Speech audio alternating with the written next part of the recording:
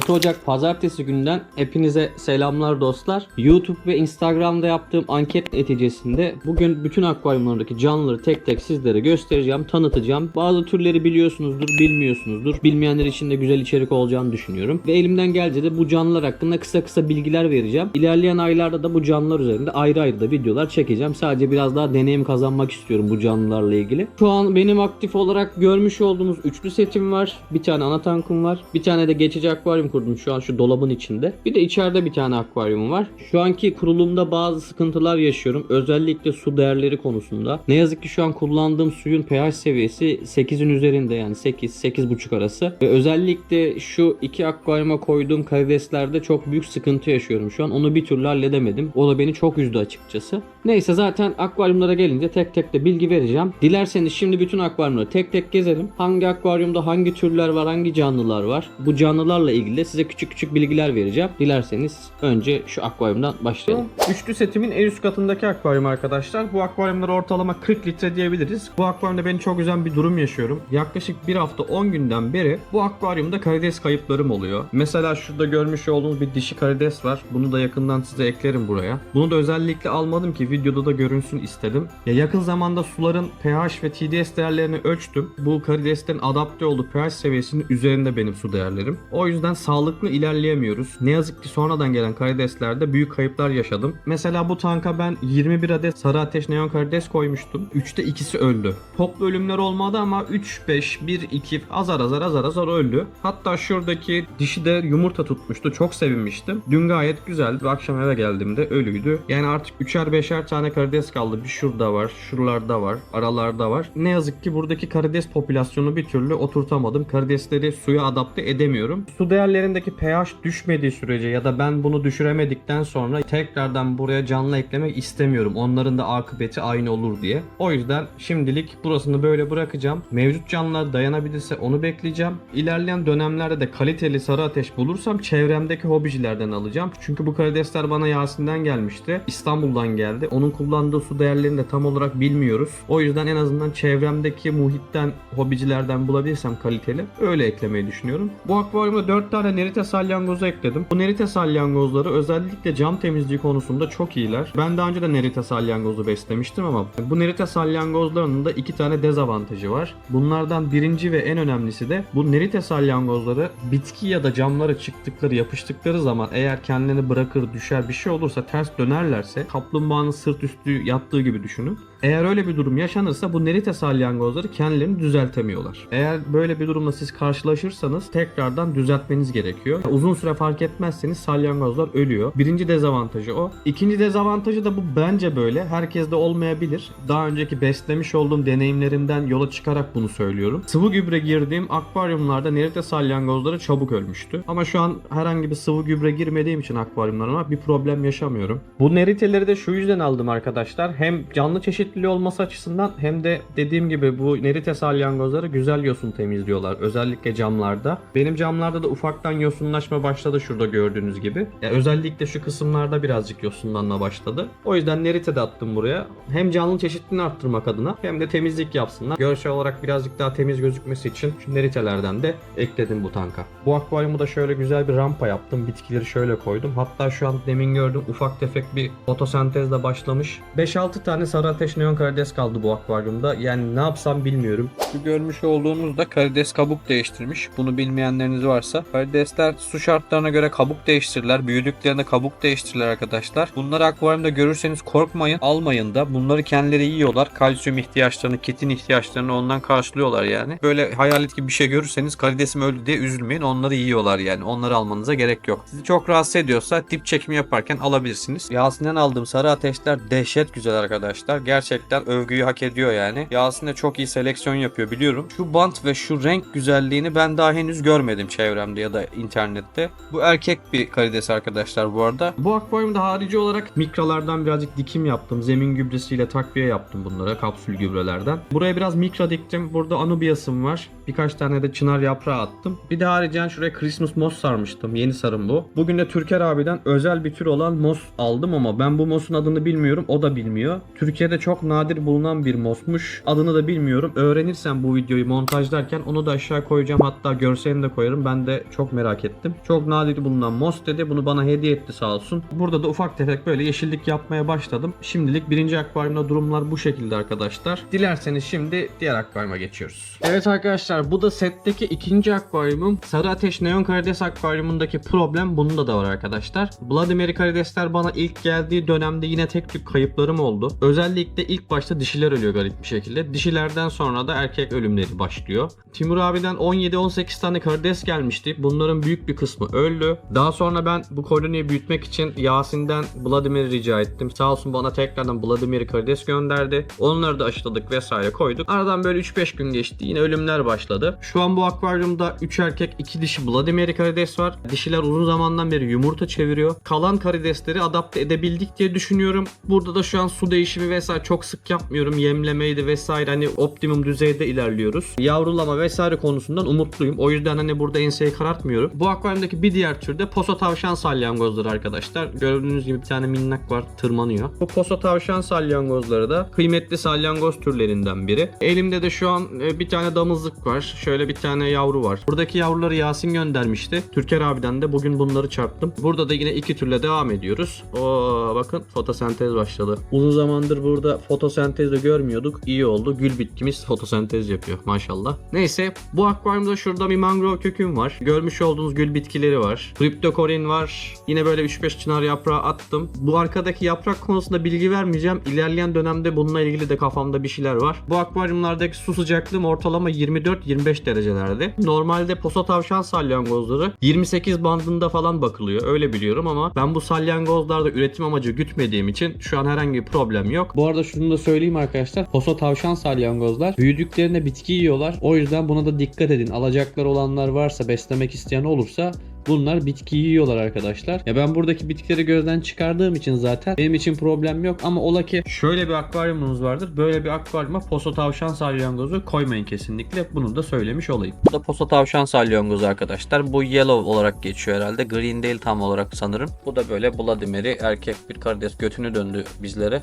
İkinci tankımdan da bu kadar arkadaşlar. Geldik setimizdeki son akvaryuma dostlar. Bu akvaryumu birazcık çorba yaptım ben açıkçası. Bunların nedenlerini size söyleyeceğim. Bu akvaryumu cüce kerevitler için kurmuştum. Ramşon salyangozları ekledim. Bu salyangoz türü de istilacı bir tür aslında. Çok sayıda yumurtlama yapan ve yavrularını çok hızlı büyüdüğü bir salyangoz türü. Yani şöyle bir akvaryumda istemeyeceğiniz bir salyangoz aslında. Bu salyangozları bu akvaryuma eklememin iki tane temel sebebi var. Bunlardan birincisi, ben bu salyangozları canlı yem amaçlı aldım. Uzun kollu karidesleri canlı yem olarak kullanabilmek için. Bunları koymamın bir diğer amacı da arkadaşlar temizlik yapması. Ben bu cüce kerevitlere un kurdu veriyorum. Standart balık yemi, karides yemi veriyorum. Bitkisel de besliyorum. Ama bitiremediklerinde burada tabii ki yem kalıntıları oluyor. Kirli bir görüntü oluyor. O yüzden her akvaryumda salyangoz var ki fazla yemleme yaparsam salyangozlar onu oradan hop götürüyor. Tertemiz oluyor zemin yani en azından. Ramşon salyangozları buraya koymamın amacı da o. Şu an sadece bu akvaryumda var. Daha önce bu akvaryuma koymuştum. Şimdi onları buraya aldım. Eğer olursa diğer akvaryumda da çoğalırsa, yavrular ve vesaire yumurtalar büyürse yine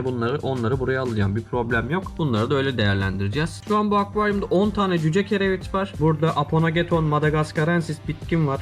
Uzun zamandır bakıyorum. Bir türlü uzatamadık şu bitkiyi. Yine budadım ben bunu, ne olur ne olmaz belki gelişir diye bekliyoruz. Bakalım, ölecek herhalde en son. Bunu bir türlü beceremedik yani. 5-6 yapraklı hale getirdik ama devasa şekilde ulaşmadı. Bir türlü büyütemedik. Belki de bu minyatür versiyondur. Emin değilim. Onun haricinde 40-50 tane de böyle formunu beğenmediğim, rengini beğenmediğim ve vahşi forma dönen neokardinaları da buraya atıyorum arkadaşlar. Bu karideslerin büyük kısmı yabani forma dönmeye başladı arkadaşlar. Neokardina Davidi'nin vahşi formuna dönmeye başladılar. O yüzden karidesleri de buraya aldım. Bakın arkadaşlar, bunlar da neokardinaların wild type dedikleri, yani vahşi tip dedikleri renk tonları, o varyete. Bunları selekte ediyoruz tabi ama bunlar doğada en iyi saklanma koşullarını, en iyi kamufle olma şartlarına göre kendilerini adapte ediyorlar. Kendilerini kamufle edebilecek renklere dönüşebiliyorlar. Biz de bunları selekte ederek en iyi renk kalitesini yakalamaya çalışıyoruz. Amacımız o yani. Neokardinaların bir tablosu var. Onu da videonun burasına eklerim. Orada da görürsünüz. Mesela bu arkadaş işte Neokardina davidi, wild type dedikleri, vahşi tip dedikleri karides türlerinden biri arkadaşlar. Arkadaşlar ben de sizle görüyorum şimdi. Şu dişinin altında yumurta var. Yumurta çeviriyor. Hatta arkadaki dişide de var. Bakın şu iki tane cüce kerevit dişiymiş. Soldaki gövdesi beyaz olan kaçan arkadaş erkek. Bunlar da bayağı agresifler arkadaşlar. Sürekli kavga halindeler. Hani hiç Yani çiftleşme dışında hiçbir araya gelmiyorlar. Sürekli birbirine didişiyorlar. Çiftleşirken dişi yatıyor, erkek üstüne çıkıyor, kıskaçlarını tutuyor. Misyoner pozisyonu diyebiliriz. Öyle çiftleşiyorlar ama onun dışında sürekli böyle kavga halindeler. Özellikle yem konusunda. Güçlü olan önce yiyor, doyup gidiyor, sonra diğerleri geliyor. Doğadaki belgesellerde izlediğimiz alfa dişi, alfa erkek muhabbeti gibi. Aynı o şekilde diyebiliriz bunlar içinde. Üçü de yumurtalı. İnşallah bunların yavrularını görürüz. Şu arkada görmüş olduğunuz şeyler tarçın kabuğu arkadaşlar. Bu canlılara bakacaksanız kesinlikle böyle saklanma alanı olması lazım. Bu tuğlayı o yüzden koymuştum. Yine kullanıyorlar ama bunları daha sık kullanıyorlar, onu da söyleyeyim. İleride inşallah güzel bir kameramız olur, makinamız olur. Daha kaliteli içerikler üreteceğim, emin olun yani. Görüntü ve ses konusunda şu an çok fazla bir şey yapamıyorum ama elimden geldiği kadar bir şeyler yapmaya çalışıyorum. Şu yumurta olayına çok sevindim ya, sürpriz oldu. İnşallah yavrularını görürüz. Ya buradaki karidesler de minyadını doldurunca cüce kerevitlere yem olacaklar. Diğer akvaryumdan da bu kadar. Şimdi geldik benim meşhur ana tankıma. Meşhur diyorum çünkü şu görüntüyü gören benim olduğunu anlıyor artık. Şu görüntü biraz etiket gibi oldu. Bu akvaryumda da şu an yok arkadaşlar. Yine tek tek bitkiler, canlılar hepsini size göstereceğim, tanıtacağım vesaire. Bu akvaryum ortalama 100 litrelik bir akvaryum. Bunun içinde benim özel tür endlerlerim var. Birçok kişinin çöpçü olarak bildiği Corydoras grubum var. Haricen mavi melek karideslerim var. Katil salyangozlarım var. Bir de otosinkluluslarım var arkadaşlar. Bu akvaryum low tech diyebileceğimiz bir akvaryum. Bu aqualet armatüründe detaylı videosu mevcut. Ona da bakabilirsiniz. Bu akvaryumda su üstü bitkisi olarak pistia ve su mercimeği kullanıyorum. Pistia ve su mercimeklerini de çekilişte sizlere göndereceğim yani. Bol bol pistia var. Bunu su marulu olarak da biliyorsunuz. Ben bu bitkiler uzun zamandır baktığım için artık sıkıldım. Yeni türlere, çeşitlere geçeceğim. O yüzden buraya boşaltacağım. Işığı kapattıkları için de şu Aponogeton ulvaceus bitkimiz de çok gelişemedi. Yani olduğu yerde kaldı biraz. Burada haricen hangisinden başlasak? Mavi melek karides kolonim var arkadaşlar. Şurada mikro bitkilerini görüyorsunuz. Bunları yeni budadım. Setteki akvaryuma ilave ettim. Şurada bir tane Emers palmiye var arkadaşlar. Normalde balkonda, saksıda büyüttüğünüz mini palmiye. Acaba yetişir mi diye böyle bir diktim. Uzun zamandan beri suyun üstünde duruyordu kökü. Onu böyle bir submers denemesi yapıyorum. Tutmayacak gibi ama bir haftadır falan duruyor. Şimdi sohbet ederken bir yandan da şöyle bir artemia vereceğim. Yavrular da bu akvaryumda. Bu akvaryumda bahsettiğim Corydoras grubum bu arkadaşlar. Corydoras duplicaruslar. Altılı bir kolonim var. Biri şurada erketey yapmış. Şöyle bir altılı kolonim var. Arada kurulaşmalar yapıyorlar ama henüz böyle yumurta verme aşamasına gelmediler. Arada böyle görüyorum erkek dişiler böyle bir T şeklini alıyor, bir kurulaşma vesaire oluyor ama henüz bu kolonideki canlılar tam damızlığa gelmedi. Gayet keyifli canlılar. Özellikle bu canlıları besleyen yurt içindeki ve yurt dışındaki hobicilerden öğrendiğim kadarıyla onlardaki koloniler çok utangaçmış. Senin canlıların nasıl böyle hep cam önünde sen böyle fotoğraflar çekiyorsun falan diyorlar ama bendekiler görüyorsunuz. Sadece cama vurunca bir ürküyorlar. Onu da şu an yapmak istemiyorum. Sadece cama tıklatınca bir irkilme oluyor, o kadar. Herhangi bir korku, saklanma yok bendeki canlıların. Gayet sağlıkları yerinde. Corydoras çeşitleri arasında şu an benim gerçekten favorim. İyi ki de almışım zamanda diyorum. Çok beğendiğim türlerden biri Duplicarus Corydoras'lar arkadaşlar. Haricen şurada görmüş olduğunuz gibi bir sürü, şurada da var, şuralarda da var, bir sürü katil salyangoz var arkadaşlar. Görmüş olduğunuz gibi böyle her yerde katil salyangoz var. Kendileri zaten yumurtlayıp çoğalıyorlar. Özel bir işlem yapmıyorum. Katil salyangozlar hakkında bilmeyenler için küçük bilgi de vereyim. Özellikle ramşon salyangoz ya da adi salyangoz istilası dediğimiz durumlarda her 10 litre için bir tane katil salyangoz öneriyorum arkadaşlar. 100 litrelik bir akvaryumunuz varsa 10 tane katil salyangoz alırsanız 4 gün içinde istilacı diyebileceğimiz salyangoz türü kalmaz akvaryumunuzda. Hepsini öldürüp yerler. Sonrasında tabii ki yumurtluyorlar, çoğalıyorlar. Hani çoğaltmak istemezseniz o da tabii size kalmış ama gerçekten keyifli canlılar. Onun haricinde atıyorum akvaryumumuzda herhangi bir balığınız öldü, zeminde duruyor. Bu salyangozlar o ölen balıkları da yedikleri için aslında akvaryumdaki bir döngünün de parçası oluyorlar. Akvaryumu temizliyorlar diyebiliriz yani. Herhangi bir canlıya zararları yok bu katil salyangozların. Karidesleri yemezler, balıklara zarar vermezler, bitkilere zarar vermezler arkadaşlar. Özellikle soranlar oluyor diye söylüyorum, böyle küçük küçük bilgiler de veriyorum. Katil salyangozlar sadece adi salyangoz dediğimiz salyangoz türünü yerler, ramşon salyangozları yerler, elma salyangozunu yerler. Posa tavşan salyangozuna zarar verir mi emin değilim. O konu hakkında bilgim olmadığı için ona yorum yapamıyorum. Katil salyangoz ve başka salyangoz türünü bir araya getirmemeye çalışın sadece. Onun dışında herhangi bir problem yaşamazsınız. Gayet de güzel, keyifli canlılar. Bu akvaryumdaki diğer balık türü de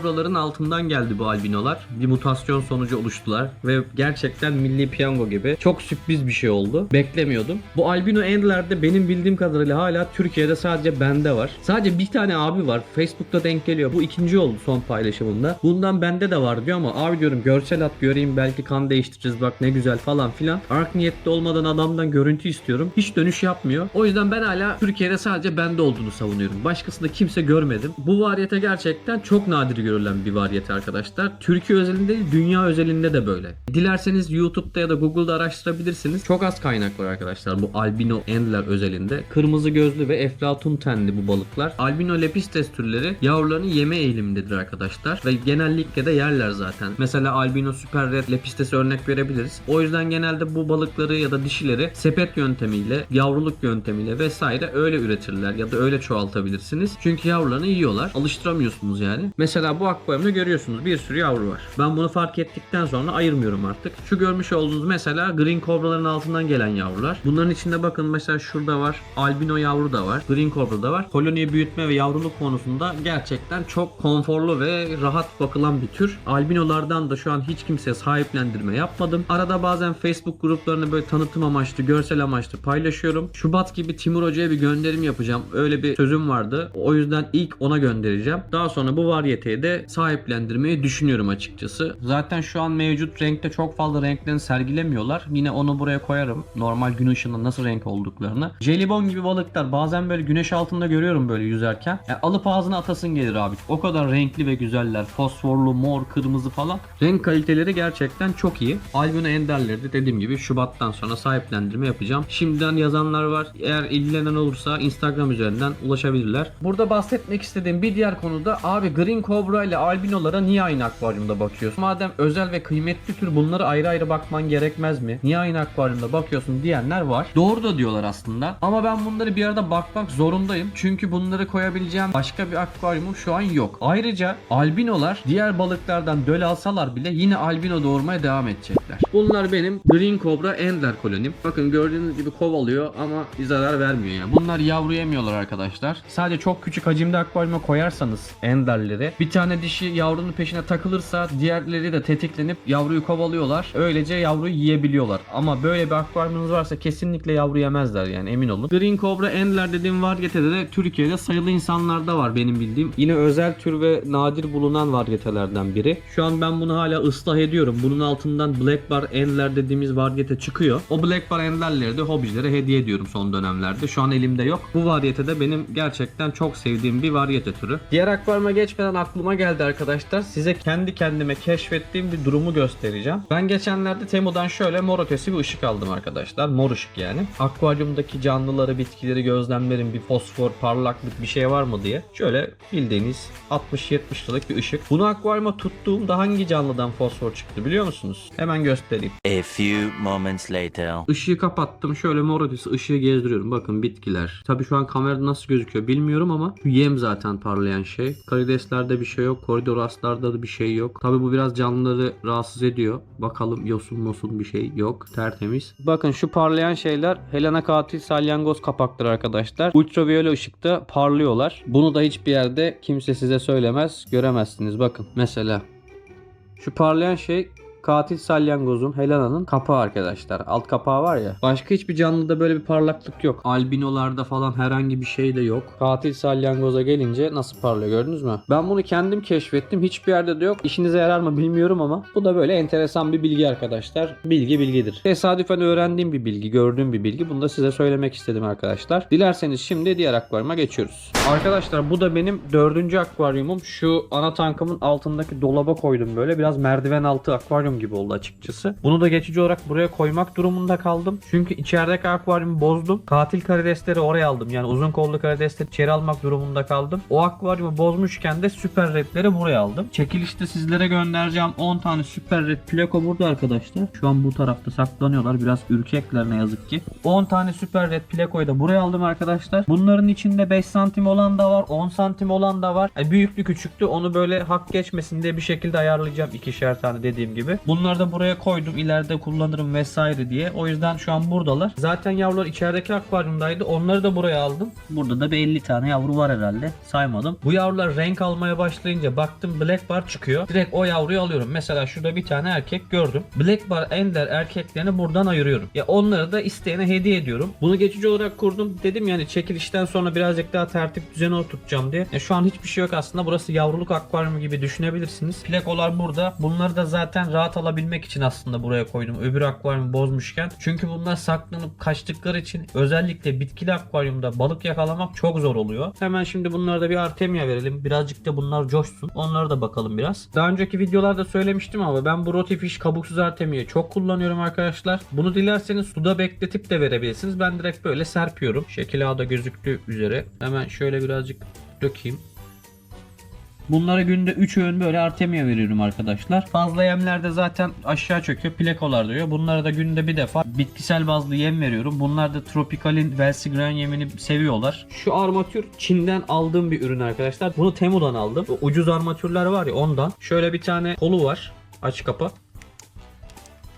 Böyle bir ürün. Şu an bunu deniyorum. Otlar da ziyan olmasın diye onu buraya koydum. Şu an deneme aşamasında. 30-30 akvaryumlarda kullananlar var bu armatürü. Memnunlar galiba. Ben de böyle lepistes otları için koydum açıkçası. Madem buraya açtık. Burada benim ayırdığım şöyle benim burada ayırdığım şey var. Bir de söyleyemedim lan. Adını unuttum.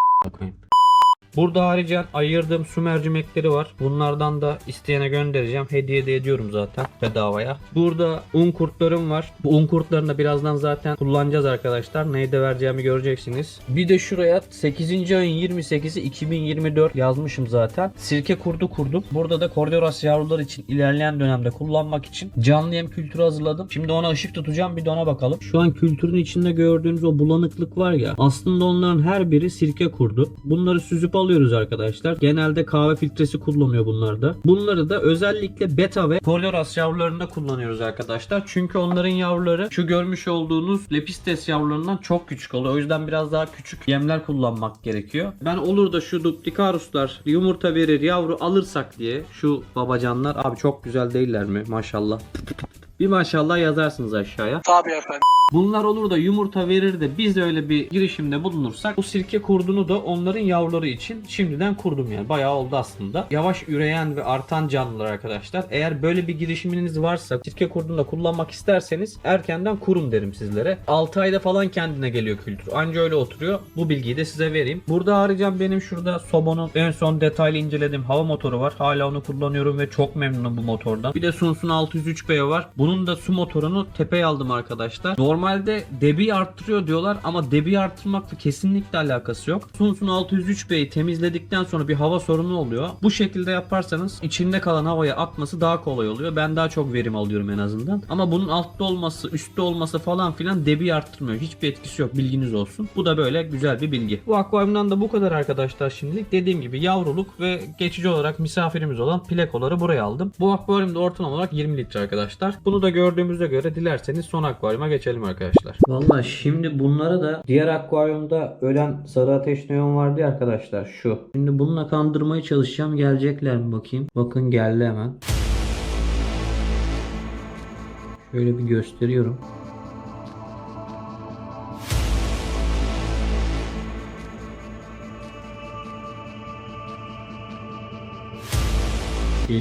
Geliyor. Anında saldırıda aldı abi. Şu an telefonla yakından çekeceğim bu görüntüyü. Abi yakalayamadım ama bunun elinden diğeri aldı. İçerideki gömüyor. Şöyle ışık tutsam çok yansır mı acaba?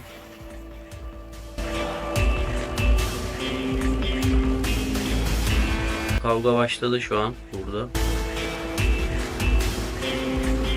Şimdi buraya bir de un kurdu atacağım ben. Normalde bu un kurtları büyükse ikiye bölüyorum. İkiye kesiyorum. Ama özellikle böyle tek parça halinde ve hareketliyken daha çok geliyorlar yeme. Daha çok saldırgan oluyorlar. Küçük olduğu için şöyle bırakıyorum.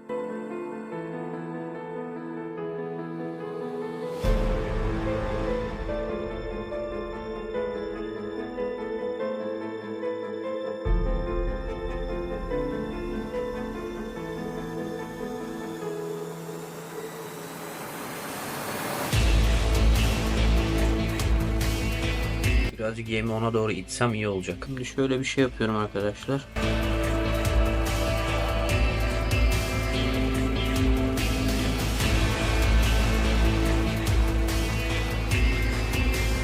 Şimdi öbürü karides yiyor. Bu gelecek mi ona bakıyorum da. Normalde hareket etse şimdi almıştı.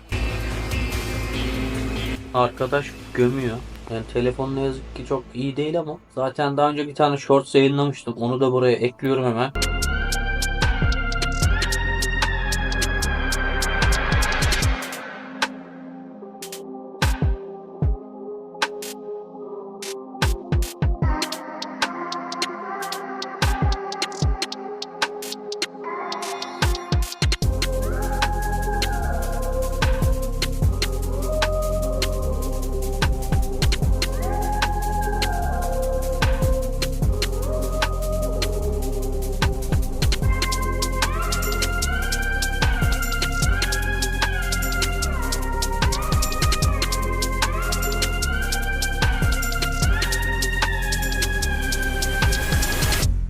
Diğeri de un kurdunu götürüyor arkadaşlar. Şu an orasını yakaladığı anı çekemedim. Direkt yemeye başlıyor abi. Bunlarda hani böyle öldür boğdur bir şey yok. Direkt yemeye başlıyor. Yani biraz acımasızlar. Yiyor bırakıyor. Sonra diğerleri geliyor yiyor. Aralarında öyle bir hiyerarşi var. Ben ölen karidesleri böyle veriyorum arkadaşlar. Zaten vermeseniz de diğer karidesler yiyor yani. Canlı canlı tabii ki vermiyorum ama ölenleri böyle veriyorum. Böylece bunların protein ihtiyacı da karşılanmış oluyor. Bu da çıktı yem arıyor galiba.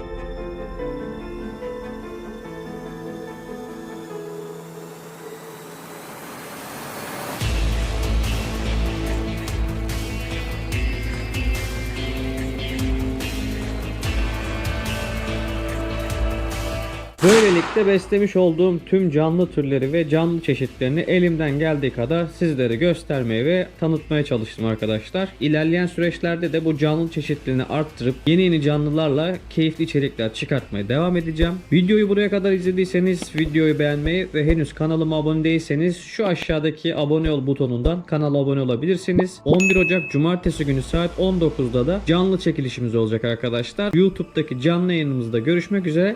Hoşça kalın.